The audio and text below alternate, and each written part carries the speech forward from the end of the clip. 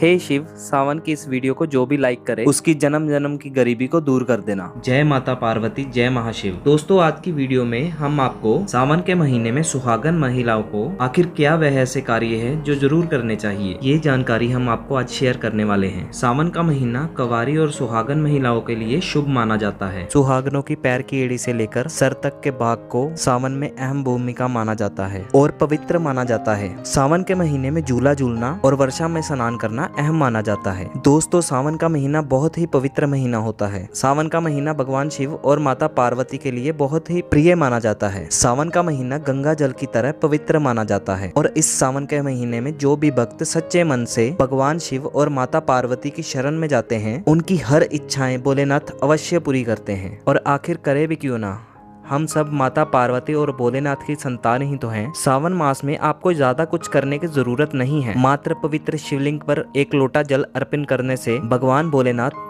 आपके सारे संकटों को अवश्य दूर करते हैं। शिव पुराण में बताया गया है कि सावन के महीने में घर के किसी एक सदस्य को तांबे के लोटे में जल भरकर शिवलिंग पर अवश्य चढ़ाना चाहिए। शिवलिंग पर एक लाल पुष्प और गंगा जल चढ़ाने से भगवान शिव आपको मालामाल कर देते हैं, क्योंकि सावन महीने में भगवान शिव अपने भक्त के हर घर में आते हैं। अगर आपके पास समय ना हो तो घर की किसी भी एक महिला को एक लोटा शिवलिंग पर अवश्य अर्पित करना चाहिए। दोस्तों, भोलेनाथ सच्ची भक्ति के भूखे हैं, वो आपसे कुछ नहीं मांगते। सच्ची भक्ति और भावना से आप उन पर जल भी अर्पित करते हैं तो महादेव आपके घर में अपना स्थान बना लेते हैं। बड़े से बड़े राक्षस को भी भगवान शिव ने दर्शन दिए हैं। हम तो फिर भी एक मामूली से इंसान हैं और हम राक्षस की तरह बुरे स्वभाव के भी नहीं हैं, तो इसलिए हमें महादेव की कृपा जरूर मिलेगी। बस हमें अपने मन में ईश्वर के प्रति सच्ची भावना और भक्ति रखनी होगी। द हार्ट इज गोल्ड होना चाहिए और तभी ही हमें भगवान का विशेष फल और सिद्धि की प्राप्ति होती है। शास्त्रों के अनुसार कहा जाता है कि अगर आपके माता पिता नहीं हैं, तो आप भगवान शिव और माता पार्वती को अपने सच्चे माता पिता मान के तो देखिए, तो वो आपकी हर इच्छा अवश्य पूरी करेंगे, क्योंकि शिव जगत पिता हैं। एक बार आप शिव को सच्चे मन से बुलाकर तो देखिए,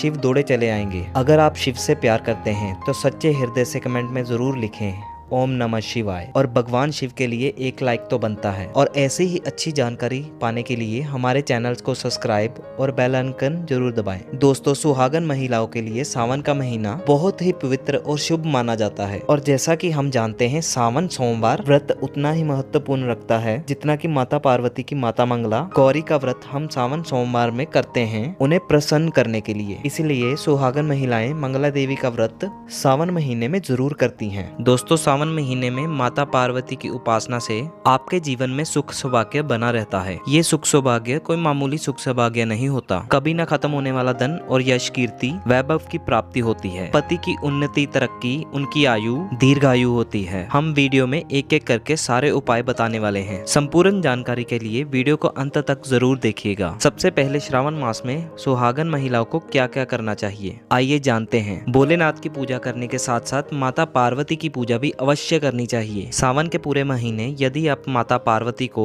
एक लाल फूल और सिंदूर अर्पित करती हैं, तो आपके पति की उम्र लंबी हो जाती है। दोस्तों, ये दूसरा उपाय आपको और हर सुहागन महिलाओं को अवश्य करना चाहिए। ये सावन मास है, हरियाली का मास है और बारिश का मौसम भी होता है और हर तरफ हरा ही हरा दिखाई देता है। यानी साफ साफ कहा जाए तो इस महीने को प्यार का महीना भी कहा जाता है। और ऐसे में हरे रंग का सावन के महीने में विशेष महत्व माना जाता है। इसीलिए सावन में महिलाओं को हरे रंग की चूड़ियां और हरे रंग के वस्त्र पहनने चाहिए। ऐसा करने से माता पार्वती और भोलेनाथ आपसे बहुत प्रसन्न होंगे और उनके पति को लंबी उम्र का आशीर्वाद देते हैं। ऐसे में आप भगवा रंग भी पहन सकते हैं, जैसे लाल, हरा, पीला, गुलाबी, लेकिन लाल रंग बहुत ही पवित्र और शुभ माना जाता है। इससे माता पार्वती अति प्रसन्न होते हैं। लेकिन याद रहे, सुहागन महिलाओं को काला रंग का कपड़ा और सफेद कपड़ा सावन महीने में बिल्कुल भी धारण नहीं करना चाहिए। ये रंग अशुभ माने जाते हैं। दोस्तों, तीसरा कार्य, सावन के महीने में किसी भी सुहागन महिला का गला खाली नहीं रहना चाहिए। खास करके सुहागन महिलाओं को मंगलसूत्र जरूर धारण करना चाहिए। यदि आपके पास मंगलसूत्र उपलब्ध नहीं है तो आप अपने गले में मोतियों की चैन भी पहन सकते हैं। लेकिन सावन मास में महिलाओं को गला बिल्कुल भी खाली नहीं छोड़ना चाहिए। दोस्तों, चौथा कार्य, सावन के महीने में सभी सुहागन स्त्रियों को इस बात का ख्याल रखना चाहिए कि उनकी मांग कभी भी सूनी न रहे। दोस्तों, सावन महीने में सुहागन महिलाओं को अपनी मांग कभी भी खाली नहीं रखनी चाहिए। अगर आप पीला सिंदूर नहीं लगा सकते तो लाल सिंदूर अवश्य लगाएं। अगर आप ऑफिस जाते हैं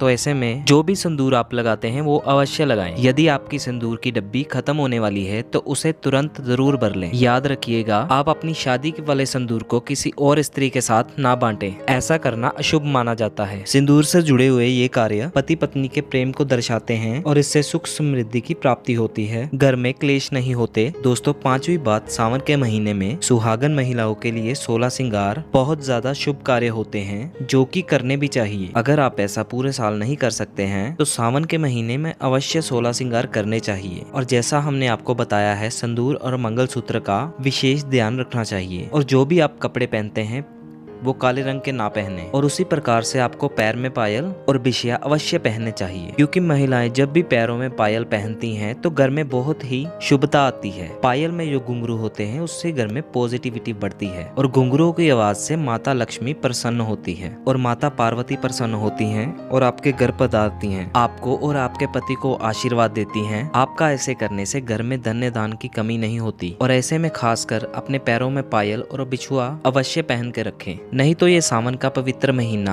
अधूरा रह जाएगा। सावन के महीने में महिलाओं को श्रृंगार की सामग्री अवश्य खरीदनी चाहिए। इससे पति की आयु बढ़ती है और पति पत्नी का रिश्ता मजबूत होता है।